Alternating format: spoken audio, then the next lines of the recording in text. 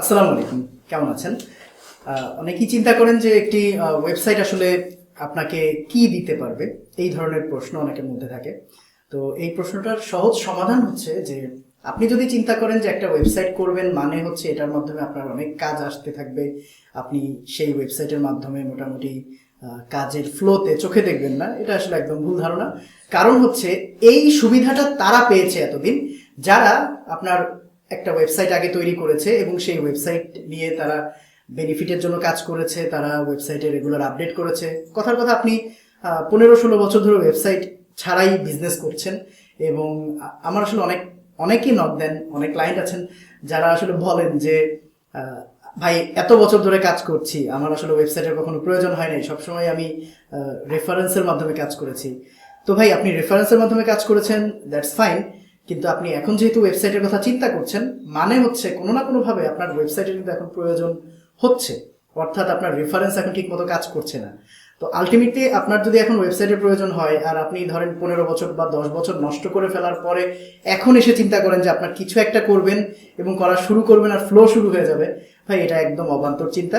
একটা ওয়েবসাইট আপনার বিজনেসকে সুন্দর পজিশনিং করবে, ব্র্যান্ডিংয়ের জন্য হেল্প করবে এবং এটা থাকা খুবই জরুরি, বিকজ বড় বড় কোম্পানিগুলো কিন্তু ওয়েবসাইট ছাড়া আপনাকে কাজ দেবে না।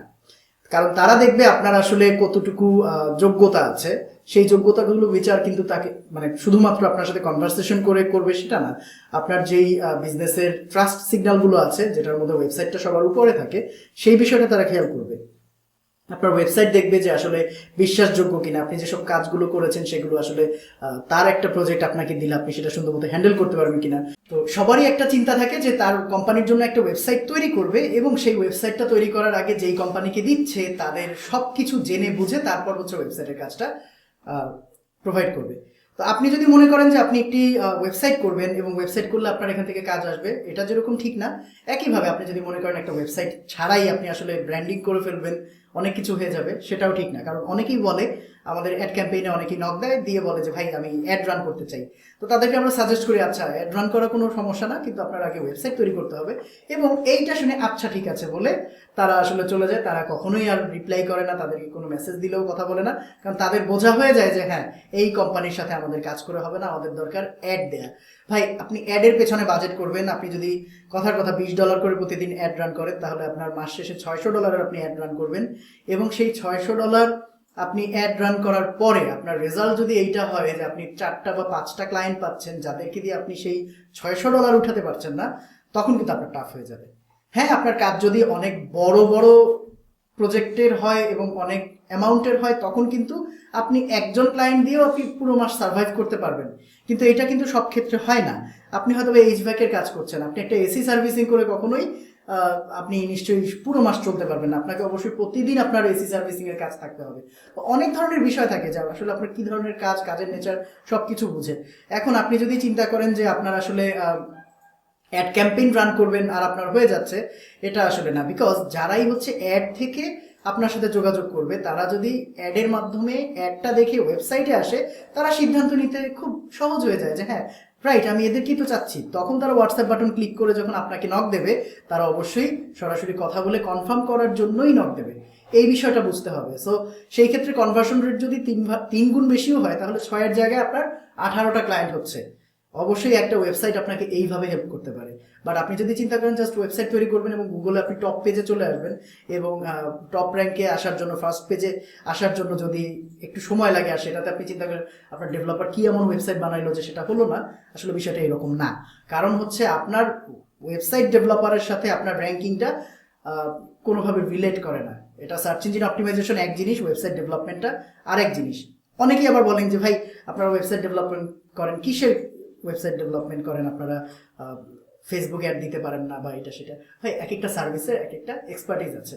আপনি যেমন কথার কথা কনস্ট্রাকশন রিলেটেড কাজ করেন, আপনার এইটার সাথে সাইড অনেক কাজ আছে আপনি হয়তো বা করেন না বা করতে পারেন না, আপনার করার ইচ্ছা থাকলেও হচ্ছে আপনার জনবলের জন্য পারেন না। আমাদের ব্যাপারটাও এরকম, আমরা আসলে একটা প্রফেশনাল ওয়েবসাইট ডেভেলপমেন্ট টিম, আমরা ওয়েবসাইট ডোমেইন হোস্টিং এই কয়টা বিষয় নিয়ে আসলে ফুললি কাজ করি।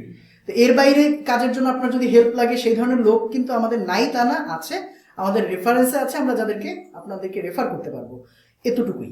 তো আপনি যদি মনে করেন যে একটা ওয়েবসাইট তৈরি করবেন এবং ওয়েবসাইট তৈরি করার পরপরই ফার্স্ট পেজে চলে আসবে গুগলের, ব্যাপারটা কোনোভাবেই এরকম না। আপনার ওয়েবসাইট তৈরি করার পরে এটার অবশ্যই আপনাকে, আপনি যাদের সাথে রেফারেন্সে এতদিন কাজ করছেন, এইভাবেই যখন নতুন কাজগুলো আসছে তাদেরকে আপনার কাজের পোর্টফোলিও হিসেবে ওয়েবসাইটটা পাঠাবেন। তারা দেখবে, দেখে হচ্ছে কাজের অর্ডার করবে।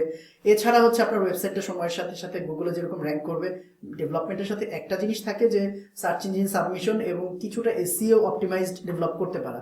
অর্থাৎ প্রত্যেকটা ওয়েবসাইটের যদি ইন্টারনাল পেজ থাকে, যেই সার্ভিসগুলো, সেই সার্ভিসগুলোর আলাদা আলাদা ডেজিগনেটেড পেজ থাকে, সেক্ষেত্রে কিন্তু এসইও র্যাঙ্কটা খুব সহজে হওয়া সম্ভব। এই বিষয়গুলো আসলে মাথায় রেখে ডেভেলপ করতে হয়। এবং ডেভেলপমেন্টের পরে আপনার যেটা সেকেন্ড ফেজ থাকবে, সেখানে আপনি আসলে মার্কেটিং করবেন। সেটা আপনি আপনার টিম দিয়ে মার্কেটিং করেন, সেটা আপনি ফেসবুক ইনস্টাগ্রামে মার্কেটিং করেন, কিংবা আপনি যদি গুগলে সার্চ ইঞ্জিন অ্যাড দেন, যেটাই করেন আপনার সেটা করতে হবে। কারণ গত যেই 2-4-5 বছর ছিল মানে গোল্ডেন টাইম, সেই টাইমটা আপনি মিস করেছেন শুধু এইটা চিন্তা করে যে ওয়েবসাইট তৈরি করাটা হচ্ছে একটা খরচ। জাস্ট ওই খরচটা বাঁচিয়েছেন। এখন স্বাভাবিকভাবেই আপনি মোটামুটি 10-20 লাখ টাকার রেভিনিউ কম করবেন ওই 10-20 হাজার টাকা, 50 হাজার টাকা বাঁচানোর জন্য। এটাই স্বাভাবিক, আপনার এই লসটা মেনে নিতে হবে। তো এই লসটা মেনে নিয়ে আপনার এখনো সময় আছে।